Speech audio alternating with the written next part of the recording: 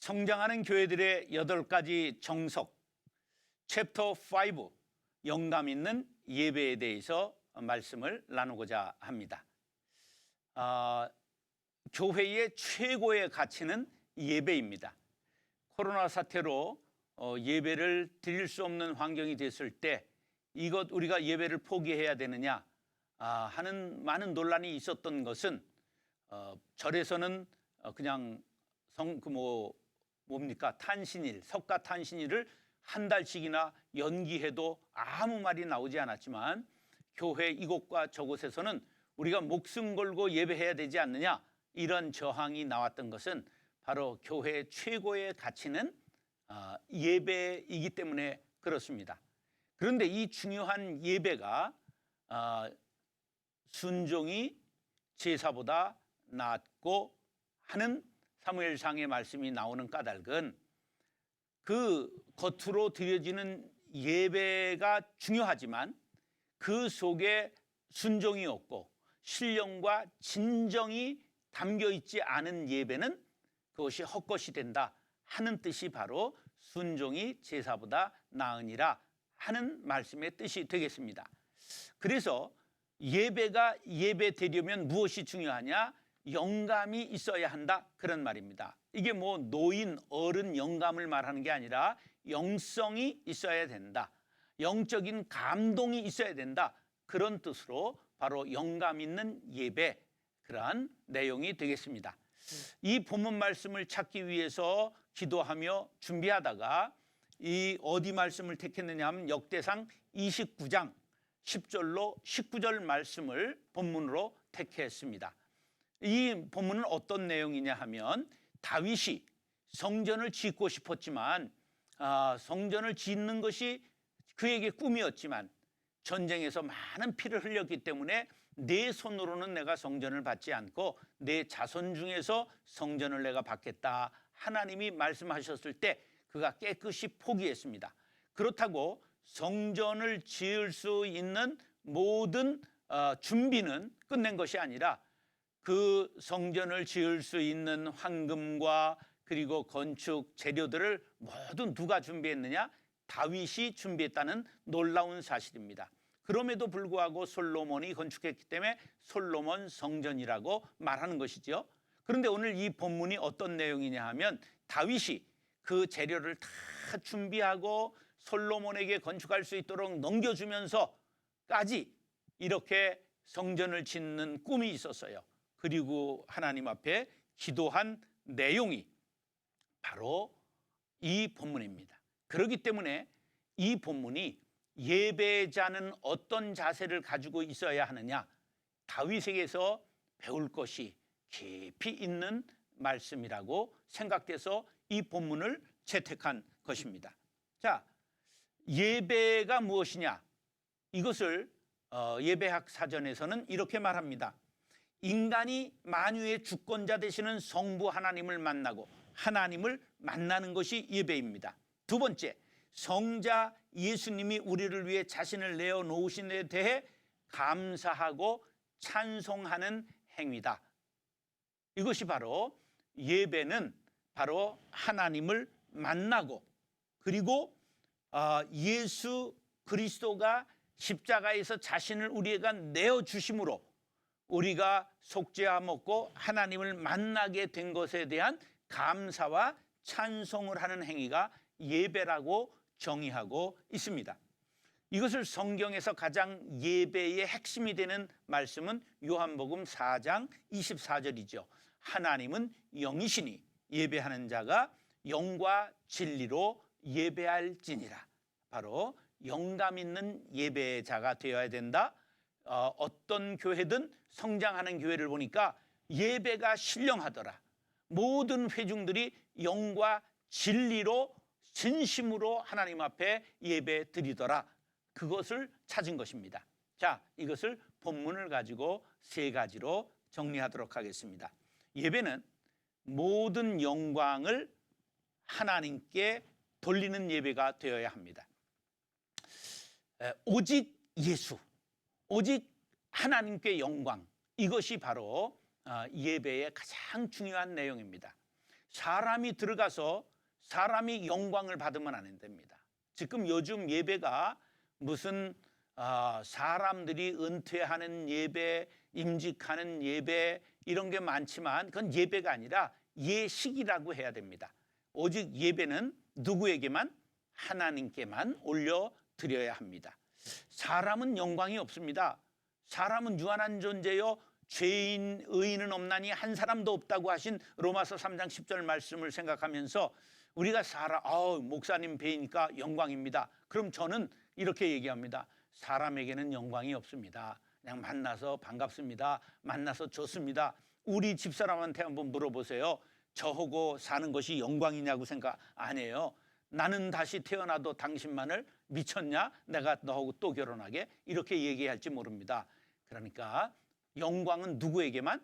하나님께만 오직 돌려야 하는 것입니다.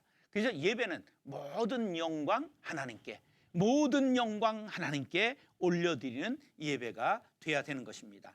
예배에서 오직 하나님께만 영광을 돌려야 하는 이유는 하나님이 천지 만물을 창조하셨고 인간을 주관하시는 유일한 주권자이심을 인정하는 행위입니다.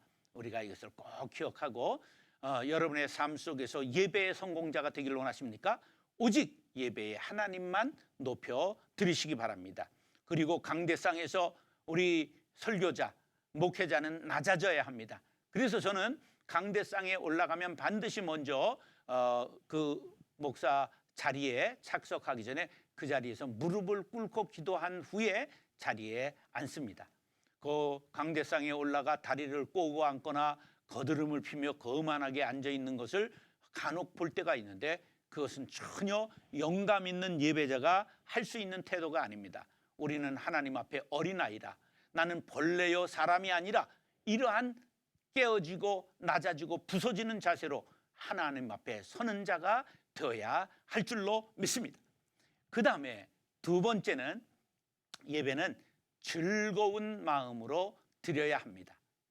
다윗은 자신이 성전을 건축하는 걸 허락을 받지 못했습니다. 그러니까 성전 건축을 포기해야 되는 거 아니겠어요?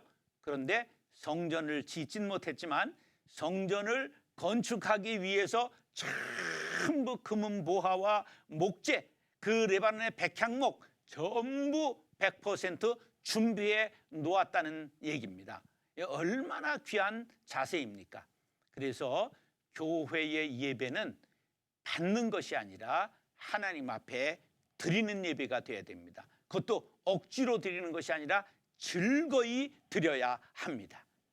저는 이것을 어머니께 배웠습니다. 우리 어머니는 1917년생이셨기 때문에 옛날 분이시죠. 자, 어머니가 옛적에 여자분들이 장사하고 하는데 주머니가 없었어요. 그러면 돈을 받을 때 이게 깨끗하게 이렇게 간직하고 그럼 복 달아난다고 꾸깃꾸깃해서 이제 주머니에 넣고 그랬어요. 그런데 어느 날 토요일에 다림질을 하는 걸 봤는데 돈을 다림질하고 계신 거예요. 그래서 어머니 왜 돈을 다리세요? 그랬더니 하나님 앞에 헌금 드릴 것이기 때문에 깨끗하게 드려야 되지 않겠느냐. 제가 그때 하나님 앞에 우리가 드려야 되는 자세가 다윗과 같고 우리 믿음의 조상들과 같아야 된다 하는 것을 배우게 되었습니다. 이것이 우리의 예배자의 즐거이 헌신하며 즐거이 몸과 마음과 물질을 드려야 하는 것입니다. 그래서 저는 교회를 통해서 사역자들이 부자가 된다거나 교회 건축을 하고 부를 쌓는 사람이 있다거나 하는 건 죄라고 생각합니다. 우리가 목회자는 교회를 통해서 먹고 살면 되고 거기에 자녀 교육까지 할 수 있었으면 최고의 대우를 받은 것이지 그것을 통해서 부자가 된다, 재물을 모은다, 그것은 아니라고 생각합니다. 그것은 예배자가 태할 자세가 아니다, 그렇게 생각합니다. 그래서 피터 와그너 박사는 뭐라고 말했느냐? 은혜로운 예배는 즐거움이 있는 예배이다, 그렇게 말했습니다. 특별히 제사는 제물을 드리는 것이지만 우리 이제 우리 개신교회 특별히 이제 우리가 이제 신약 종교 기독교가 된 후의 예배는 부활의 아침에 모여서 주님을 찬미하는 부활의 축제입니다. 그러므로 예배에는 울고 짜고 슬퍼하는 행위는 고난주간이면 충분합니다. 언제나 예배는 찬송과 그리고 축제가 있어서 하나님을 즐거워하며 기뻐하는 것, 그것이 예배가 되어야 바로 살아있는 예배요 영감 있는 예배가 되는 것입니다. 우리 모두 예배에 즐거이 헌신하는 예배자들이 될 수 있기를 축복합니다. 마지막으로 세 번째는 예배는 반드시 탕자가 돌아오는 예배가 되어야 합니다. 다윗은 기도했습니다. 뭐라고 기도했느냐 하면 앞으로 지어질 이 성전에서 기도하는 모든 사람들마다 전부 주께로 돌아오게 되었으면 좋겠습니다. 모든 심중이 여기 와서 은혜 받았으면 좋겠습니다. 이런 간구를 담아서 기도했지요.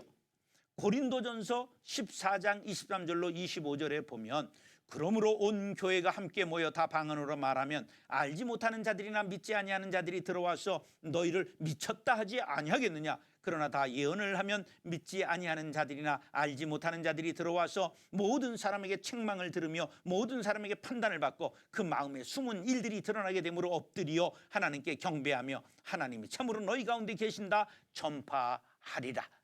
바로 복음을 전파하는 예배가 되어야 된다는 거죠. 그래서 자신의 죄를 깨닫고 애통하면서 탕자가 아버지에게 돌아오는 것처럼 죄인들이 바로 예수님의 그 은혜, 사랑을 통해 가지고 하나님께로 돌아오는 예배가 되어야 된다. 그래서 반드시 복음적인 교단들, 교회들은 예배에 복음을 전하고 그들이 나올도록 전부 초청하는 그런 예배의 그 순서가 있는 것입니다. 우리 모두가 예배는 영감 있는 예배가 되어야 되는데 첫 번째로는 모든 영광은 하나님께만 돌려야 한다.